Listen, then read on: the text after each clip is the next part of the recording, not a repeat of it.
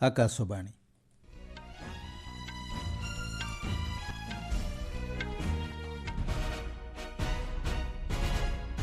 ସମ୍ବାଦ ପଢୁଛନ୍ତି ସତ୍ୟବ୍ରତ ବେହୁରା। ତିନି ଦେଶ ଗସ୍ତ ଶେଷ କରି ସ୍ୱଦେଶ ପ୍ରତ୍ୟାବର୍ତ୍ତନ କଲେ ରାଷ୍ଟ୍ରପତି ଦ୍ରୌପଦୀ ମୁର୍ମୁ। ଦେଶରେ କୃଷକମାନଙ୍କୁ ସଶକ୍ତ କରିବା ପାଇଁ ସରକାର ପ୍ରତିଶ୍ରୁତିବଦ୍ଧ, କହିଲେ ପ୍ରଧାନମନ୍ତ୍ରୀ ନରେନ୍ଦ୍ର ମୋଦି। ଉତ୍ତରାଖଣ୍ଡରେ ଭୂସ୍ଖଳନ ଯୋଗୁଁ ଚାରିଧାମ ଯାତ୍ରା ମାର୍ଗରେ ଯାତାୟାତ ବାଧାପ୍ରାପ୍ତ। 3 ସପ୍ତାହର ରୋମାଞ୍ଚକର ପ୍ରତିଦ୍ୱନ୍ଦ୍ୱିତା ପରେ ଆଜି ରାତିରେ ଶେଷ ହେବ ପ୍ୟାରିସ୍ ଅଲିମ୍ପିକ୍ସ କ୍ରୀଡ଼ା। ଏବଂ ସଂଖ୍ୟାଲଘୁ ସମ୍ପ୍ରଦାୟ ଉପରେ ହେଉଥିବା ଆକ୍ରମଣକୁ ନିନ୍ଦା କଲେ ବାଂଲାଦେଶର ମଧ୍ୟବର୍ତ୍ତୀକାଳୀନ ସରକାର। ଫିଜି, ନ୍ୟୁଜିଲ୍ୟାଣ୍ଡ ଓ ତିମୋର ଲେସ୍ତେ ଗସ୍ତ ସାରି ରାଷ୍ଟ୍ରପତି ଦ୍ରୌପଦୀ ମୁର୍ମୁ ଆଜି ସନ୍ଧ୍ୟାରେ ନୂଆଦିଲ୍ଲୀ ପ୍ରତ୍ୟାବର୍ତ୍ତନ କରିଛନ୍ତି। ଏହି ଗସ୍ତ ସମୟରେ ଦ୍ୱିପାକ୍ଷିକ ସମ୍ପର୍କକୁ ସୁଦୃଢ଼ କରିବା ସହ ଗୁରୁତ୍ୱପୂର୍ଣ୍ଣ କ୍ଷେତ୍ରରେ ବୁଝାମଣାପତ୍ର ଏବଂ ଦ୍ୱିପାକ୍ଷିକ ବୁଝାମଣା ସ୍ୱାକ୍ଷରିତ ହୋଇଥିଲା। ପ୍ରବାସୀ ଭାରତୀୟଙ୍କ ସହ ସାକ୍ଷାତ ଆଲୋଚନା ଏହି ଗସ୍ତର ଏକ ପ୍ରମୁଖ ଦିଗ ଥିଲା। ନ୍ୟୁଜିଲ୍ୟାଣ୍ଡ ସହ ଏକ ଦ୍ୱିପାକ୍ଷିକ ସୀମା ଶୁଳ୍କ ସହଯୋଗ ବ୍ୟବସ୍ଥା ସ୍ୱାକ୍ଷରିତ ହୋଇଥିଲା, ଯାହା ଦୁଇ ଦେଶ ମଧ୍ୟରେ ବାଣିଜ୍ୟକୁ ସହଜ କରିବ ବୋଲି ଆଶା କରାଯାଉଛି। ନ୍ୟୁଜିଲ୍ୟାଣ୍ଡ ମଧ୍ୟ ଏହି କ୍ଷେତ୍ରରେ ମିଳିତ ଗବେଷଣା ଏବଂ ବିକାଶ ପାଇଁ ସୁଯୋଗ ବୃଦ୍ଧି ନିମନ୍ତେ ଆନ୍ତର୍ଜାତିକ ସୌର ମେଣ୍ଟକୁ ସମର୍ଥନ କରିଛି। ଜାମନଗରସ୍ଥିତ global centre for traditional medicine ଜରିଆରେ ପାରମ୍ପରିକ ଔଷଧ କ୍ଷେତ୍ରରେ ସର୍ବୋତ୍ତମ ଉପଲବ୍ଧି ବାଣ୍ଟିବାକୁ ମଧ୍ୟ ଦୁଇ ଦେଶ ରାଜି ହୋଇଛନ୍ତି। ତିମୋର ଲେସ୍ତେରେ ପ୍ରସାର ଭାରତୀ ଏବଂ ତିମୋରର ପବ୍ଲିକ୍ ବ୍ରଡକାଷ୍ଟର ରେଡିଓ ଟେଲିଭିଜନ ମଧ୍ୟରେ ସହଯୋଗ, ସରକାରୀ ଏବଂ କୂଟନୈତିକ ପାସପୋର୍ଟଧାରୀଙ୍କ ପାଇଁ ଭିସାମୁକ୍ତ ଏବଂ ସାଂସ୍କୃତିକ ବିନିମୟ କାର୍ଯ୍ୟକ୍ରମରେ ସହଯୋଗ ଉପରେ ବୁଝାମଣାପତ୍ର ଆଦାନ ପ୍ରଦାନ କରାଯାଇଥିଲା। ଫିଜିରେ 100 ଶଯ୍ୟା ବିଶିଷ୍ଟ ସୁପର ସ୍ପେଶାଲିଟି କାର୍ଡିଓଲୋଜି ହସ୍ପିଟାଲ ପାଇଁ ପ୍ରକଳ୍ପ ସ୍ଥଳ ଆବଣ୍ଟନ ନିମନ୍ତେ ଆନୁଷ୍ଠାନିକ ଭାବେ ଦସ୍ତାବିଜ ଆଦାନ ପ୍ରଦାନ କରାଯାଇଥିଲା। ରାଷ୍ଟ୍ରପତି ଦ୍ରୌପଦୀ ମୁର୍ମୁଙ୍କୁ ଫିଜି ଏବଂ ତିମୋର ଲେସ୍ତେର ସର୍ବୋଚ୍ଚ ବେସାମରିକ ସମ୍ମାନ companion of the order of Fiji ଏବଂ grand collar of the order of Timor Leste ପ୍ରଦାନ କରାଯାଇଥିଲା। ରାଷ୍ଟ୍ରପତି ଦ୍ରୌପଦୀ ମୁର୍ମୁଙ୍କ ଏହି ଗସ୍ତ କେବଳ ଏହି ଦେଶମାନଙ୍କ ସହିତ ଭାରତର ଗଭୀର ଐତିହାସିକ ଭାଗିଦାରୀକୁ ସୁଦୃଢ଼ କରିବାରେ ସହାୟକ ହେଉନାହିଁ, ବରଂ ଏହାକୁ ନୂତନ କ୍ଷେତ୍ରରେ ବିସ୍ତାର କରିବ। ଆକ୍ଟ ଇଷ୍ଟ ନୀତି ଅନୁଯାୟୀ ଭାରତ ପ୍ରଶାନ୍ତ ମହାସାଗରୀୟ ଏବଂ ଦକ୍ଷିଣ ପୂର୍ବ ଏସିଆରେ ଭାରତର ରଣନୈତିକ କ୍ଷେତ୍ରରେ ମଧ୍ୟ ଏହି ଗସ୍ତକୁ ଗୁରୁତ୍ୱପୂର୍ଣ୍ଣ ମନେ କରାଯାଉଛି। ଦେଶର କୃଷକମାନଙ୍କୁ ସଶକ୍ତ କରିବା ପାଇଁ ସରକାର ପ୍ରତିଶ୍ରୁତିବଦ୍ଧ ବୋଲି ପ୍ରଧାନମନ୍ତ୍ରୀ ନରେନ୍ଦ୍ର ମୋଦି କହିଛନ୍ତି। ଏକ ସାମାଜିକ ଗଣମାଧ୍ୟମ ପୋଷ୍ଟରେ ଶ୍ରୀ ମୋଦି କହିଛନ୍ତି, ଆଜି ନୂଆଦିଲ୍ଲୀ ସ୍ଥିତ ଭାରତୀୟ କୃଷି ଗବେଷଣା ପ୍ରତିଷ୍ଠାନରେ 109ଟି ଅଧିକ ଅମଳକ୍ଷମ କିସମର ଫସଲ ଉନ୍ମୋଚନ ହୋଇଛି। ସେ କହିଛନ୍ତି, ଜଳବାୟୁ ସହନଶୀଳ ଏବଂ ଅଧିକ ଅମଳକ୍ଷମ କିସମର ଫସଲ କୃଷକଙ୍କ ଆୟ ବୃଦ୍ଧି କରିବ। 61ଟି ଫସଲର କିସମ ଫସଲ ମଧ୍ୟରେ 34ଟି କ୍ଷେତ ଫସଲ ଓ 27ଟି ଉଦ୍ୟାନ କୃଷି କିସମ ରହିଛି। କ୍ଷେତ ଫସଲ ମଧ୍ୟରେ ବାଜରା, ତୈଳବୀଜ, ଡାଲି ଜାତୀୟ ଫସଲ, ଆଖୁ, କପା ଏବଂ ଅନ୍ୟାନ୍ୟ ଫସଲର ବିହନ ଅନ୍ତର୍ଭୁକ୍ତ। ଉଦ୍ୟାନ କୃଷି ଫସଲ ମଧ୍ୟରେ ଫଳ, ପନିପରିବା, କନ୍ଦମୂଳ, ମସଲା, ଫୁଲ ଏବଂ ଔଷଧୀୟ ଗଛ ଅନ୍ତର୍ଭୁକ୍ତ। ଏହି ଅବସରରେ ପ୍ରଧାନମନ୍ତ୍ରୀ କୃଷକ ଏବଂ ବୈଜ୍ଞାନିକମାନଙ୍କ ସହ ମଧ୍ୟ ଆଲୋଚନା କରିଥିଲେ। ନୂଆ କିସମ ସମ୍ପର୍କରେ ପ୍ରଧାନମନ୍ତ୍ରୀ କହିଥିଲେ, ଏହା କୃଷିରେ ଆୟ ବୃଦ୍ଧି କରିବ। ଶ୍ରୀ ମୋଦି ଲୋକମାନେ ପୁଷ୍ଟିକର ଖାଦ୍ୟ ପ୍ରତି ଆକର୍ଷିତ ହେଉଛନ୍ତି ଓ ଜୈବିକ ଚାଷ ଉପରେ ସାଧାରଣ ଲୋକଙ୍କ ବିଶ୍ୱାସ ବୃଦ୍ଧି ପାଉଛି ବୋଲି କହିଛନ୍ତି। ସେ କହିଛନ୍ତି, ଲୋକମାନେ ଜୈବିକ ଖାଦ୍ୟ ଖାଉଛନ୍ତି ଏବଂ ଏହାର ଚାହିଦା ବୃଦ୍ଧି ପାଉଛି। ପ୍ରାକୃତିକ ଚାଷକୁ ପ୍ରୋତ୍ସାହନ ଦେବା ପାଇଁ ସରକାରଙ୍କ ପ୍ରୟାସକୁ କୃଷକମାନେ ପ୍ରଶଂସା କରିଛନ୍ତି। ଏହି ଅବସରରେ ଶ୍ରୀ ମୋଦି ନୂତନ କିସମର ଫସଲ ବିକାଶ ପାଇଁ ବୈଜ୍ଞାନିକମାନଙ୍କୁ ପ୍ରଶଂସା କରିଥିଲେ। ବୈଠକ ପରେ କେନ୍ଦ୍ର କୃଷି ଓ କୃଷକ କଲ୍ୟାଣ ମନ୍ତ୍ରୀ ଶିବରାଜ ସିଂ ଚୌହାନ କହିଛନ୍ତି, ଆଜି କୃଷକମାନଙ୍କ ପାଇଁ ଏକ ଐତିହାସିକ ଦିନ, ଯେତେବେଳେ 61ଟି ଫସଲର 109ଟି କିସମ ଜାରି କରାଯାଇଛି। ଉତ୍ତରାଖଣ୍ଡରେ ଭୂସ୍ଖଳନ ଯୋଗୁଁ ଚାରିଧାମ ଯାତ୍ରା ମାର୍ଗରେ ଅନେକ ସ୍ଥାନରେ ଯାନବାହନ ଚଳାଚଳ ବାଧାପ୍ରାପ୍ତ ହୋଇଛି। ନେତଲା ଓ ଗ୍ୟାନ୍ସୁ ନିକଟରେ ଭୂସ୍ଖଳନ ଯୋଗୁଁ ଉତ୍ତରକାଶୀ ଜିଲ୍ଲାର ଗଙ୍ଗୋତ୍ରୀ ଜାତୀୟ ରାଜପଥରେ ଯାତାୟାତ ବନ୍ଦ ରହିଛି। ବାରକୋଟ ନିକଟରେ ଆବର୍ଜନା ଜମା ହୋଇଥିବାରୁ ଯମୁନେତ୍ରୀ ଜାତୀୟ ରାଜପଥକୁ ବନ୍ଦ କରିଦିଆଯାଇଛି। ଟମୋଲି ଜିଲ୍ଲାର ବଦ୍ରିନାଥ ଜାତୀୟ ରାଜପଥର ଛିଙ୍କା ନିକଟରେ ଭୂସ୍ଖଳନ ଯୋଗୁଁ ଯାତ୍ରା ପ୍ରଭାବିତ ହୋଇଛି। ଏହା ବ୍ୟତୀତ ପ୍ରବଳ ବର୍ଷା ଯୋଗୁଁ ଭୂସ୍ଖଳନ ସଂଗଠିତ ହେବାରୁ ରାଜ୍ୟର ଗାଁକୁ ସଂଯୋଗ କରୁଥିବା ପ୍ରାୟ 100ଟି ରାସ୍ତାରେ ଯାତାୟାତ ବନ୍ଦ ରହିଛି। ସେହିପରି ହିମାଚଳ ପ୍ରଦେଶର ବିଭିନ୍ନ ସ୍ଥାନରେ ପ୍ରବଳ ବର୍ଷା ଜାରି ରହିଛି।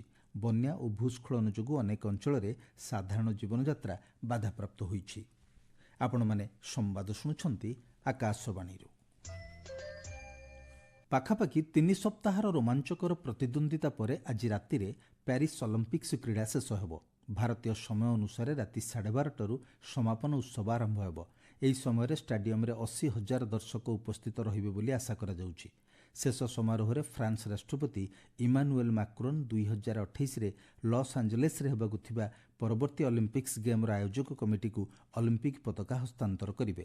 ମନୁ ଭାକର ଏବଂ ଶ୍ରୀଜେଶ ଭାରତର ପତାକା ବାହକ ହେବେ। ଅଲିମ୍ପିକ୍ରେ ଭାରତ 1 ରୌପ୍ୟ ଓ 5ଟି ବ୍ରୋଞ୍ଜ ପଦକ ସହ 71ତମ ସ୍ଥାନରେ ରହିଛି। ଚୀନ୍ 40ଟି ସ୍ୱର୍ଣ୍ଣ, 27ଟି ରୌପ୍ୟ ଏବଂ 24ଟି ବ୍ରୋଞ୍ଜ ପଦକ ସହ ପଦକ ତାଲିକାର ଶୀର୍ଷରେ ରହିଛି। ଯୁକ୍ତରାଷ୍ଟ୍ର ଆମେରିକା 38ଟି ସ୍ୱର୍ଣ୍ଣ, 44ଟି ରୌପ୍ୟ ଏବଂ 43ଟି ବ୍ରୋଞ୍ଜ ସହ 125 ପଦକ ହାସଲ କରି ଦ୍ୱିତୀୟ ସ୍ଥାନରେ ରହିଥିବା ବେଳେ ଜାପାନ 20ଟି ସ୍ୱର୍ଣ୍ଣ, 12ଟି ରୌପ୍ୟ ଏବଂ 13ଟି ବ୍ରୋଞ୍ଜ ପଦକ ହାସଲ କରି ତୃତୀୟ ସ୍ଥାନରେ ରହିଛି। ବାଂଲାଦେଶର ମଧ୍ୟବର୍ତ୍ତୀକାଳୀନ ସରକାର ମୁଖ୍ୟ ମହମ୍ମଦ ୟୁନୁସ୍ ଦେଶରେ ସଂଖ୍ୟାଲଘୁ ସମ୍ପ୍ରଦାୟ ଉପରେ ହେଉଥିବା ଆକ୍ରମଣକୁ ନିନ୍ଦା କରିଛନ୍ତି। ସମସ୍ତ ହିନ୍ଦୁ, ଖ୍ରୀଷ୍ଟିଆନ ଓ ବୌଦ୍ଧ ପରିବାରର ସୁରକ୍ଷା ପାଇଁ ନୋବେଲ ବିଜେତା ୟୁନୁସ୍ ଆନ୍ଦୋଳନର ନେତୃତ୍ୱ ନେଉଥିବା ଛାତ୍ରଛାତ୍ରୀମାନଙ୍କୁ ଅନୁରୋଧ କରିଛନ୍ତି। ଜାତିସଂଘ ମହାସଚିବ ଆଣ୍ଟୋନିଓ ଗୁଟେରସ୍ଙ୍କ ଉପମୁଖପାତ୍ର ଫରହାନ ହକ୍ ବାଂଲାଦେଶରେ ସଂଖ୍ୟାଲଘୁଙ୍କ ଉପରେ ହୋଇଥିବା ଆକ୍ରମଣକୁ ନିନ୍ଦା କରିବା ସହ ଶ୍ରେଣୀ, ଧର୍ମ କିମ୍ବା ଅନ୍ୟ କୌଣସି ଆଧାରରେ ହିଂସାକୁ ବିରୋଧ କରିବା ପାଇଁ ଜାତିସଂଘର ପ୍ରତିବଦ୍ଧତାକୁ ଦୋହରାଇଛନ୍ତି। ହିଂସା ପ୍ରଭାବିତ ହିନ୍ଦୁ ଓ ଅନ୍ୟ ସଂଖ୍ୟାଲଘୁଙ୍କ ଥଇଥାନରେ ସହଯୋଗ କରିବା ପାଇଁ ସେ କହିଛନ୍ତି। ବାଂଲାଦେଶର ରାଜଧାନୀ ଢାକା ଏବଂ ଉତ୍ତର ପୂର୍ବ ସହର ଚିଟଗାଙ୍ଗରେ ସଂଖ୍ୟାଲଘୁ ହିନ୍ଦୁ ସମ୍ପ୍ରଦାୟର ହଜାର ହଜାର ଲୋକ ଆଜି ଲଗାତାର ଦ୍ୱିତୀୟ ଦିନ ପାଇଁ ବିକ୍ଷୋଭ ପ୍ରଦର୍ଶନ କରିଛନ୍ତି। ଜାମ୍ମୁ କାଶ୍ମୀର ଉପରାଜ୍ୟପାଳ ମନୋଜ ସିହ୍ନା ଆଜି ମାତା ବୈଷ୍ଣୋଦେବୀ ପୀଠକୁ ଯାଇ କେନ୍ଦ୍ରଶାସିତ ଅଞ୍ଚଳର ଶାନ୍ତି, ସମୃଦ୍ଧି ଏବଂ ପ୍ରଗତି ପାଇଁ ପ୍ରାର୍ଥନା କରିଛନ୍ତି। ରାଜ୍ୟପାଳ ମନୋଜ ସିହ୍ନା ତୀର୍ଥସ୍ଥଳରେ ଶ୍ରଦ୍ଧାଳୁଙ୍କ ପାଇଁ ଉଦ୍ଦିଷ୍ଟ ଭବନରେ ନୂତନ ଯଜ୍ଞଶାଳାକୁ ଉଦ୍ଘାଟନ କରିଥିଲେ। ଏହି ନବନିର୍ମିତ ଯଜ୍ଞଶାଳା ମୁଖ୍ୟ କୋଠା ନିକଟବର୍ତ୍ତୀ ପୁରୁଣା ସ୍ନାନଘାଟ ନିକଟରେ ଅବସ୍ଥିତ। ଏହାର 5ଟି ଯଜ୍ଞକୁଣ୍ଡ 1600 ବର୍ଗଫୁଟରେ ପରିବ୍ୟାପ୍ତ ରହିଛି। ବୈଦେଶିକ ବ୍ୟାପାର ମନ୍ତ୍ରୀ ଡକ୍ଟର ଏସ୍ ଜୟଶଙ୍କର କହିଛନ୍ତି ଭାରତ ଏବଂ ମାଳଦ୍ୱୀପ ମଧ୍ୟରେ ସହଯୋଗ ପାରମ୍ପରିକ ଭୂମିକାଠାରୁ ଅଧିକ ହୋଇଛି। ସେ କହିଛନ୍ତି ମାଳଦ୍ୱୀପ ଭାରତ ମହାସାଗରୀୟ ଅଞ୍ଚଳର ଏକ ପ୍ରମୁଖ ଅଂଶୀଦାର। ମାଳଦ୍ୱୀପର ଉନ୍ନତି ଏବଂ ଉପକୂଳ ସୁରକ୍ଷା ପ୍ରକଳ୍ପକୁ ଉଦ୍ଘାଟନ କରି ଡକ୍ଟର ଜୟଶଙ୍କର କହିଛନ୍ତି ଏହି ବିକାଶ ସହଯୋଗର ଉଦ୍ଦେଶ୍ୟ ମାଳଦ୍ୱୀପର ଲୋକମାନଙ୍କୁ ନିଶ୍ଚିତ ଲାଭ ପ୍ରଦାନ କରିବାର ଉପାୟ ଯୋଗାଇଦେବ। ସୁଦାନରେ ପ୍ରବଳ ବର୍ଷା ଯୋଗୁଁ ମୃତ୍ୟୁ ସଂଖ୍ୟା 53କୁ ବୃଦ୍ଧି ପାଇଛି। ବର୍ଷାଜନିତ ଘଟଣାରେ ବର୍ତ୍ତମାନ ସୁଦ୍ଧା ମୋଟ 208 ଜଣ ଆହତ ହୋଇଥିବା ସେଠାକାର ସ୍ୱାସ୍ଥ୍ୟ ମନ୍ତ୍ରଣାଳୟ କହିଛି। ବର୍ଷା ଯୋଗୁଁ 9,500ରୁ ଅଧିକ ପରିବାର ପ୍ରଭାବିତ ହୋଇଛନ୍ତି। ଲଗାଣ ବର୍ଷା ଯୋଗୁଁ 9ଟି ରାଜ୍ୟରେ 2,000ରୁ ଅଧିକ ଘର ସମ୍ପୂର୍ଣ୍ଣ ଭୁଶୁଡ଼ି ପଡ଼ିଥିବା ବେଳେ 4,000ରୁ ଅଧିକ ଆଂଶିକ କ୍ଷତିଗ୍ରସ୍ତ ହୋଇଛି। 2 ଦିନିଆ ନେପାଳ ସରକାରୀ ଗସ୍ତରେ ବୈଦେଶିକ ସଚିବ ବିକ୍ରମ ମିସ୍ତ୍ରୀ କାଠମାଣ୍ଡୁରେ ପହଞ୍ଚିଛନ୍ତି। ନେପାଳ ବୈଦେଶିକ ସଚିବ ସେବା ଲମ୍ସଲଙ୍କ ନିମନ୍ତ୍ରଣ କ୍ରମେ ସେ ଏହି ଗସ୍ତ କରିଛନ୍ତି।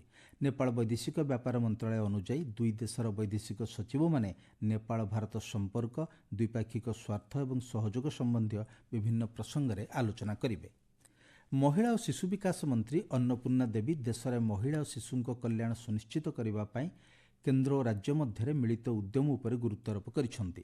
ମହିଳା ଓ ଶିଶୁ ବିକାଶ ମନ୍ତ୍ରୀ, ଉପରାଜ୍ୟପାଳ, ପ୍ରଶାସକ ଏବଂ ରାଜ୍ୟ ସମାଜ କଲ୍ୟାଣ ମନ୍ତ୍ରୀଙ୍କ ସହ ଭିଡ଼ିଓ କନଫରେନ୍ସିଂ ଜରିଆରେ ପ୍ରଥମ ଜାତୀୟ ସ୍ତରୀୟ ବୈଠକରେ ଅଧ୍ୟକ୍ଷତା କରି ସେ ଏହା କହିଛନ୍ତି।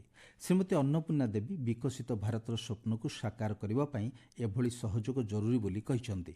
ମିଶନ ସକ୍ଷମ, ଅଙ୍ଗନବାଡ଼ି, ପୋଷଣ 2.0, ମିଶନ ବାତ୍ସଲ୍ୟ ଏବଂ ମିଶନ ଶକ୍ତି ଅଧୀନରେ ମନ୍ତ୍ରଣାଳୟର ଗୁରୁତ୍ୱପୂର୍ଣ୍ଣ କାର୍ଯ୍ୟକ୍ରମ ବିଷୟରେ ମଧ୍ୟ ସେ କହିଥିଲେ। ଲଦାଖ ବାସ୍ତବ ନିୟନ୍ତ୍ରଣ ରେଖା ନିମନ୍ତେ ଗଠିତ ସଂରକ୍ଷଣ ଆୟୋଗର ଅଧ୍ୟକ୍ଷ ତଥା ଲଦାଖ ଓ ଜମ୍ମୁ କାଶ୍ମୀର ହାଇକୋର୍ଟର ପୂର୍ବତନ ବିଚାରପତି ଜଷ୍ଟିସ୍ ବଂଶୀଲାଲ ଭଟ୍ଟ କାର୍ଗିଲରେ ନିୟନ୍ତ୍ରଣ ରେଖା ନିକଟରେ ଥିବା ବିଭିନ୍ନ ଅଞ୍ଚଳ ପରିଦର୍ଶନ କରିଛନ୍ତି। ସେ ଦ୍ରାସ ସବ୍ ଡିଭିଜନ, ମୁସ୍କୁ ଘାଟି ଏବଂ ଲାଟୁ, କାର୍କିତ୍ ଓ କାକ୍ସର ଗାଁ ପରିଦର୍ଶନ କରିଛନ୍ତି। ସେ କାର୍ଗିଲ ସହରର ବାସିନ୍ଦା ଏବଂ ସ୍ଥାନୀୟ ପ୍ରତିନିଧିମାନଙ୍କୁ ମଧ୍ୟ ସାକ୍ଷାତ କରିଥିବା ଜଣାପଡ଼ିଛି। ମୁଖ୍ୟ ସମ୍ବାଦ ପୁଣିଥରେ। 3 ଦେଶ ଗସ୍ତ ଶେଷ କରି ସ୍ୱଦେଶ ପ୍ରତ୍ୟାବର୍ତ୍ତନ କଲେ ରାଷ୍ଟ୍ରପତି ଦ୍ରୌପଦୀ ମୁର୍ମୁ। ଦେଶର କୃଷକମାନଙ୍କୁ ସଶକ୍ତ କରିବା ପାଇଁ ସରକାର ପ୍ରତିଶ୍ରୁତିବଦ୍ଧ, କହିଲେ ପ୍ରଧାନମନ୍ତ୍ରୀ ନରେନ୍ଦ୍ର ମୋଦି। ଉତ୍ତରାଖଣ୍ଡରେ ଭୂସ୍ଖଳନ ଯୋଗୁଁ ଚାରିଧାମ ଯାତ୍ରା ମାର୍ଗରେ ଯାତାୟାତ ବାଧାପ୍ରାପ୍ତ। 3 ସପ୍ତାହର ରୋମାଞ୍ଚକର ପ୍ରତିଦ୍ୱନ୍ଦିତା ପରେ ଆଜି ରାତିରେ ଶେଷ ହେବ ପ୍ୟାରିସ୍ ଅଲିମ୍ପିକ୍ସ କ୍ରୀଡ଼ା। ଏବଂ ସଂଖ୍ୟାଲଘୁ ସମ୍ପ୍ରଦାୟ ଉପରେ ହୋଇଥିବା ଆକ୍ରମଣକୁ ନିନ୍ଦା କଲେ ବାଂଲାଦେଶର ମଧ୍ୟବର୍ତ୍ତୀକାଳୀନ ସରକାର। ସମ୍ବାଦ ଶେଷ ହେଲା।